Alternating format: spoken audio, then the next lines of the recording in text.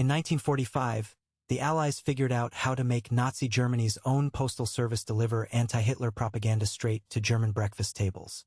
For years, the Allies had been dropping propaganda leaflets over Germany. But there was a problem. Germans were afraid to pick them up in public, because their neighbors might report them to the Gestapo. So the Office of Strategic Services, America's wartime spy agency, came up with a brilliant idea. What if they could get the propaganda delivered in sealed envelopes, directly to people's homes? The plan was devious. First, P-38 fighters would bomb a German mail train. Then a second wave would drop bags of fake mail right into the wreckage. The OSS interrogated German prisoners of war who had worked for the Postal Service. They learned every detail, how the mail was sorted, canceled, and delivered. Then they forged everything. Working from Rome, an OSS unit forged over 15,000 envelopes a week.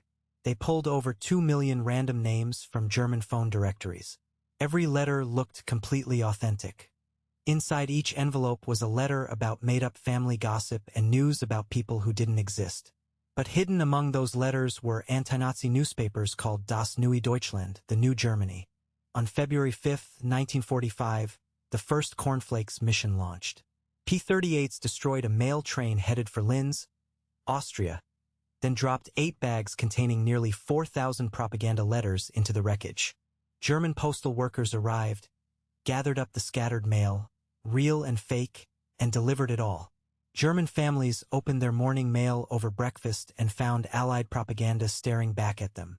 Between February and April 1945, the Allies flew 10 missions, dropping 320 mail bags containing 96,000 forged letters across southern Germany and Austria. But here's the cruel irony. By early 1945, Allied bombing had destroyed so many German cities that millions had become refugees.